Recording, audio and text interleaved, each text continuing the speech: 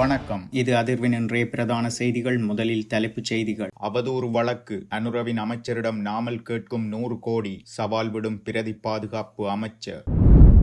மூட்டை முடிச்சுக்களுடன் மெதமுலனவுக்கு இடம்பெயரும் மஹிந்த. ராஜபக்சவின் சலுகைகளை குறைப்பதற்கு புலம்பெயர் தமிழ் புலிகள் மிகவும் ஆர்வமாக உள்ளதாக தெரிவிப்பு. அவசரமாக நண்பரை சந்தித்த மஹிந்த.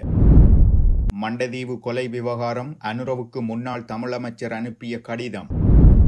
கிளிநொச்சியில் பல பகுதிகளில் தொடர் திருட்டு. சிக்கியது சிசிடிவி காணொளிகள். செம்மணி வழக்கில் பெரும் எதிர்பார்ப்பு. மன்னார் மருத்துவமனைக்கு 600 மில்லியன் ஒப்பந்தத்தில் இந்தியா இலங்கை கைச்சாத்து. இலங்கையில் மனித உரிமை குறித்து கவலை எழுப்ப அவசியமில்லை, ரஷ்யா தெரிவிப்பு.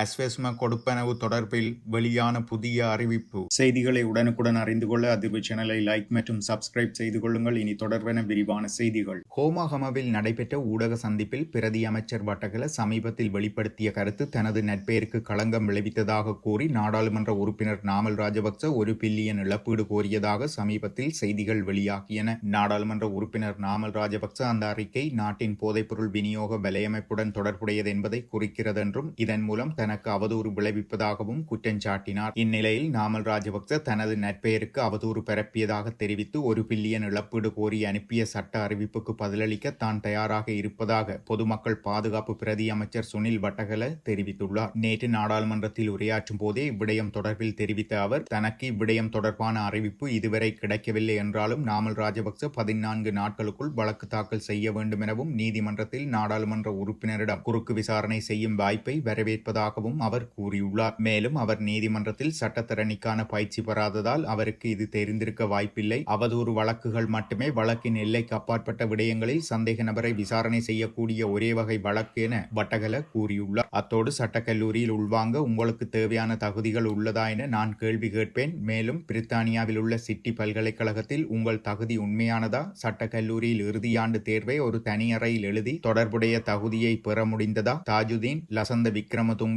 பிரதீப் எக்னலிகொட போன்ற பல்வேறு உயர்மட்ட மரணங்களுடனும் உங்களுக்கும் உங்கள் குடும்பத்தினருக்கும் தொடர்பு உள்ளதா? ஜூலம்பிட்டி அமரே உங்கள் மெய்காப்பாளரா? சிறப்பு படையினர் நிமல் லான்சாவை தேடி வந்தபோது உங்கள் தந்தை அவரை பாதுகாத்தாரா? இந்த கேள்விகளை நான் நீதிமன்றத்தில் கேட்பேன் என பிரதி அமைச்சர் தெரிவித்துள்ளார். நாடாளுமன்ற உறுப்பினர் நாமல் ராஜபக்ச வழக்கை தாக்கல் செய்ய தவறினால் நீதிமன்றத்தில் குறுக்கு மேன்முறையீடு செய்வதற்கான கோரிக்கையை தாக்கல் செய்து இழப்பீடு கோருவேன் எனவும் பிரதி அமைச்சர் சுனில் வட்டகல எச்சரித்துள்ளார். யாழ்ப்பாணம் மண்டதீவு கொலைகள் தொடர்பாக வெளியாகியுள்ள தகவல்களின் அடிப்படையில் விசாரணைகளை முன்னெடுத்து மக்களுக்கு உண்மைகளை வெளிப்படுத்துமாறு ஜனாதிபதியிடம் கோரப்பட்டுள்ளது. ஈழ மக்கள் ஜனநாயக கட்சியின் செயலாளர் டக்ளஸ் தேவானந்தா, ஜனாதிபதி அனுரகுமார திசாநாயக்க மற்றும் காவல்துறை மா அதிபர் ஆகியோருக்கு இந்த கோரிக்கையை முன்வைத்து கடிதம் ஒன்றை அனுப்பியுள்ளதாக ஈழ மக்கள் ஜனநாயக கட்சியின் ஊடக பேச்சாளர் தெரிவித்துள்ளார். யாழ் ஊடக மையத்தில் நேற்று நடைபெற்ற ஊடகவியலாளர் சந்திப்பின் போதே இந்த விடயத்தை அவர் வெளிப்படுத்தியுள்ளார். அத்துடன் அண்மையில் பொன்னையா சதா தெரிவித்த கருத்துக்கள் உண்மைக்கு புறம்பானவை எனவும் அவர் தெரிவித்துள்ளார். அந்நேரம் ஊடகவியலாளர் நிமலராஜனுக்கு ஈழ மக்கள் ஜனநாயக கட்சியில் இருந்து எவ்வித அச்சுறுத்தல்களும் விடுக்கப்படவில்லை எனவும் ஈழ மக்கள் ஜனநாயக கட்சியின் ஊடக பேச்சாளர் குறிப்பிட்டுள்ளார். முன்னாள் ஜனாதிபதிகளின் சலுகைகளை நீக்குவதற்கான சட்டமூலத்தின் 2வது வாசிப்பு விவாதம் முடிவில் சட்டமூலத்திற்கு ஆதரவாக 151 வாக்குகளும் எதிராக 1 வாக்கும் பதிவாகியன. இதன்படி இந்த சட்டமூலம் 150 வாக்குகள் பெரும்பான்மையுடன் நிறைவேற்றப்பட்டது. இந்த சட்டமூலத்திற்கு எதிராக வாக்களித்த ஒரே ஒரு பாராளுமன்ற உறுப்பினர் சாமர சம்பத் தசநாயக்க ஆவார். இதற்கிடையில் முன்னாள் ஜனாதிபதி மஹிந்த ராஜபக்ச தென்னிலங்கையில் மெதமுலனவில் உள்ள தனது வீட்டிற்கு செல்ல தயாராகி வருவதாக ஸ்ரீலங்கா பொதுஜன பெரமுனவின் பாராளுமன்ற உறுப்பினர் டி.வி. சானக தெரிவித்தார். முன்னாள் ஜனாதிபதிகளின் சலுகைகளை குறைப்பது பிரச்சனையாக இல்லாவிட்டாலும் அவர்களுக்கு போதுமான மற்றும் நியாயமான பாதுகாப்பு வழங்கப்பட வேண்டும் என்றும் அவர் குறிப்பிட்டுள்ளார். மேலும் மஹிந்த ராஜபக்சவின் சலுகைகள் குறைப்பதற்கு புலம்பெயர் தமிழ் புலிகள் மிகவும் ஆர்வமாக உள்ளதாகவும் இது அவர்களுக்கு வழங்கப்பட்ட வாக்குறுதிகளை நிறைவேற்றும் செயல் எனவும் அவர் கூறியுள்ளார். இந்த கருத்துக்கள் நேற்றைய தினம் பாராளுமன்றத்தில் நடைபெற்ற சட்டமூல விவாதத்தின் போது டி.வி. சானகவால் வெளியிடப்பட்டன. இதேவேளை முன்னாள் ஜனாதிபதி மஹிந்த ராஜபக்ச தற்போது ஓய்வு பெற்றுள்ள முன்னாள் அமைச்சர் வாசுதேவ நாணயக்காரவின் நலம் விசாரிக்க அவரது வீட்டிற்கு சென்றுள்ளார். பழைய தோழரான வாசுதேவ நாணயக்காரவை சந்தித்து அவரது நலம் விசாரிக்க அவரது வீட்டிற்கு சென்றேன். வாசுதேவ நாணயக்காரவும் நானும் பல ஆண்டுகளாக அரசியலில் ஒன்றாக இருக்கின்றோம். நாங்கள் இருவரும் 1970 அரசியலில் நுழைந்தோம். நட்பு மிகவும் பழமையானது, அது மிகவும் சிக்கலானது. வாசுதேவ ஒரு அற்புதமான தோழர், உணர்ச்சி மிக்கவர், ஒரு நல்ல நண்பர் என வாசுதேவ நாணயக்காரவை சந்தித்த பிறகு மஹிந்த ராஜபக்ச சமூக ஊடகங்களில் பதிவிட்டுள்ளார். கிளிநொச்சி போலீஸ் பிரிவுக்குட்பட்ட பகுதிகளான ஏனையின் வீதியில் உள்ள பல வர்த்தக நிலையங்கள், உதயநகர் மற்றும் விவேகானந்த நகர் ஆகிய இடங்களில் பல கொள்ளை சம்பவங்கள் இடம்பெற்றுள்ளன. இதில் ஏனையின் வீதியில் உள்ள வர்த்தக நிலையம் ஒன்றில் நள்ளிரவு வேளை கடையின் முன்பகுதி கதவை உடைத்து சுமார் 15 லட்சம் ரூபாய் பெறுமதியான பொருட்கள் களவாடி செல்லப்பட்டுள்ளன. குறித்த வர்த்தக நிலையத்தில் பாதுகாப்பு கேமராக்களின் காணொலிகளில் திருடர்கள் சிக்கியுள்ளனர். இதேபோன்று உதயநகர் பகுதியில் வீடு ஒன்றில் 3 திருடர்கள் முகமூடி அணிந்தவாறு வீட்டுக்கு செல்வதும் பாதுகாப்பு கேமராக்களில் பதிவாகியுள்ளது. இது தொடர்பான மேலதிக விசாரணைகளை போலீசார் மேற்கொண்டு வருகின்றனர். செப்டம்பர் மாதத்திற்கான அஸ்வஸ்ம உதவித்தொகை நாளைய தினம் 12/9/2025 பயனாளிகளின் வங்கிக் கணக்குகளில் வைப்பிலிடப்படும் என நலன்புரி நன்மைகள் சபை அறிவித்துள்ளது. அதன்படி செப்டம்பர் 12ஆம் திகதி முதல் பயனாளிகள் தங்களது வங்கிக் கணக்குகள் மூலம் அஸ்வஸ்ம உதவித்தொகையை பெற்றுக்கொள்ள முடியும் என அறிவிக்கப்பட்டுள்ளது.